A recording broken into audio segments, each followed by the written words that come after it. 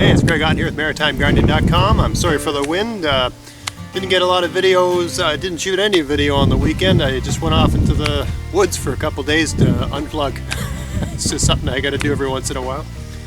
Anyway, so I'm going to do a couple after work weekday type videos this week. I had someone ask me, do a video where you're picking your beets. This is my beet garden. I haven't got a lot left, but I thought I'd still do it anyway. And also show you something about the technique I used in this particular bed to control weeds. It worked really, really well. And it's something I'd recommend that you incorporate in your garden next year. So have a watch. Alright, so you can see that I've picked a lot of the beets. Let me zoom in a bit here. There's not much left. But you can also see that there's not a whole lot of weeds in this garden, right? And I'm going to show you why. Let's see if I can get closer here. Alright, so there's not much left, but I got a row here, and a row here, and a row here.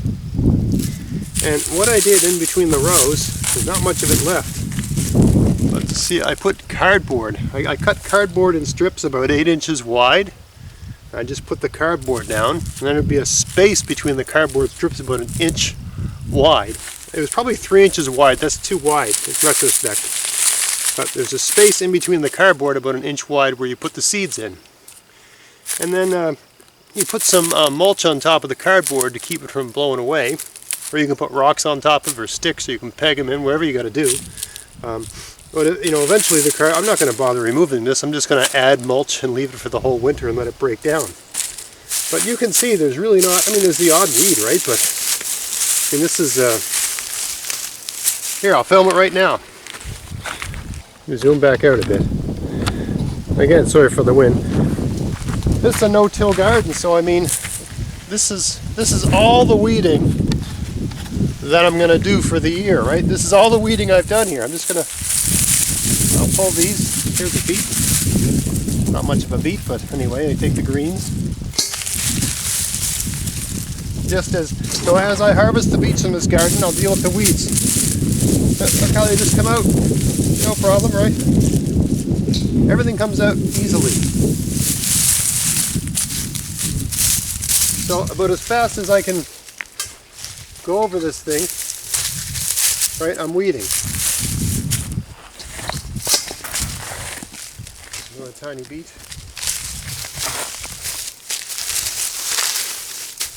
Okay, so half that bed's weeded now, just like that. Now I'm going to pull the rest of these beets over here. Alright, let's see what we got here. These two didn't amount to much. Now I use the beet greens. I've had people ask me to eat your beet greens. Yeah, of course, they're delicious. You know, really it's getting, we're starting to get frost warnings every night, so it's a good time to pull all of these. The frost really, if it gets too cold, the frost will kill beet greens. So, you know, I break off the lower ones because they're sort of not as green, right? Not as bright. But those greens are still quite good. Now, a couple of good frosts, and those will just sort of be. I find beets and Swiss chard, really cold night will just kind of liquefy the greens. They're just not good anymore. So, might as well pick them all. Even if you can't eat them, you can blanch them and freeze them into a cake, like I've shown before, and make use of them later.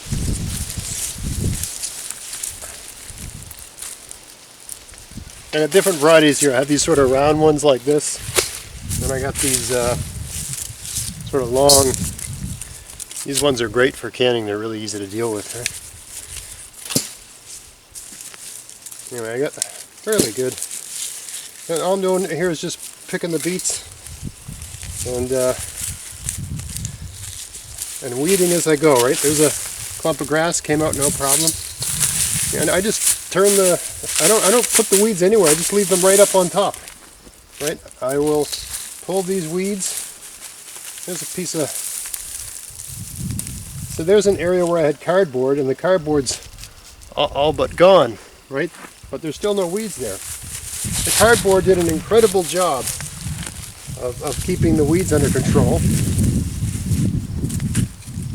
And of course, if you've done any reading on this topic, the worms love eating cardboard.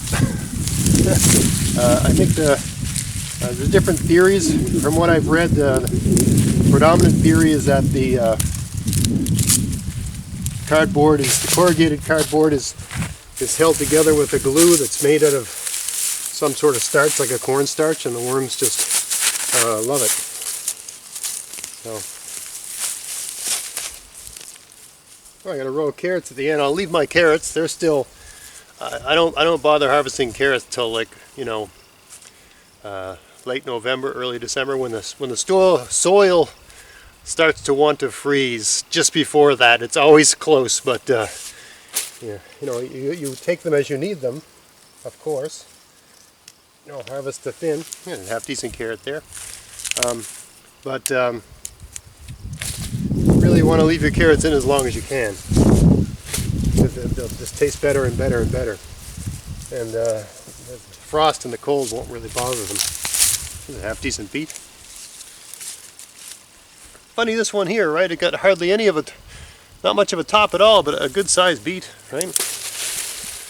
This is, the bigger ones I got out of this bed were this size. I got a few like this. Right? They're all over the place. I mean, there's a good one there. Right? The biggest and best ones I've already picked and shown off. But I still got a pretty good, you know, this is certainly enough to make probably one good meal of roasted beets. That's how we like to eat them. And maybe one more half-gallon jar of pickled beets, which I love. There's a good one there.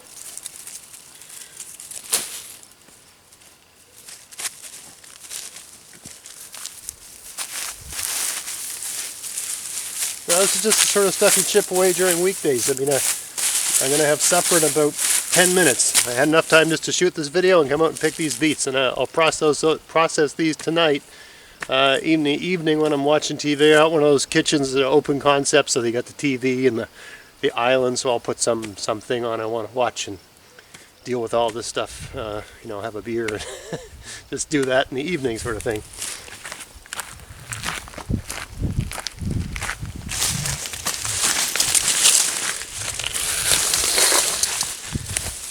But I like doing these sort of weekday gardening things because, you know, so many people tell me that they don't have time for all this stuff.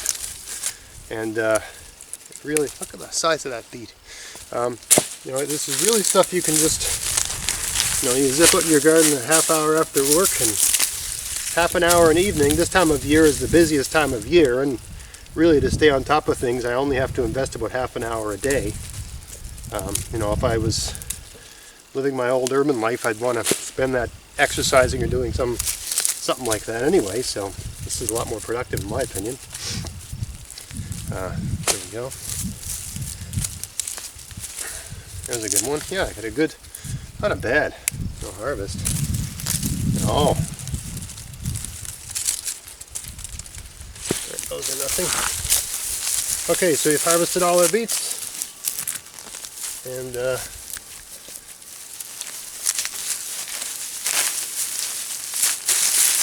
done all our weeding. Done. That's all that. that's all it took, right? That's why you do no-till garden. Anyway, not a bad haul. Probably got a good 10 pounds of beets and beet greens here. I'll process these this evening. Some of those I'll pickle. Some of them I just store. How do I store beets? Tell you the truth, all I do is I cut the root off and I cut the top off, and I put them in a cardboard box and I stick them in my garage and I eat them. I find they don't keep as well as other things like potatoes or parsnips.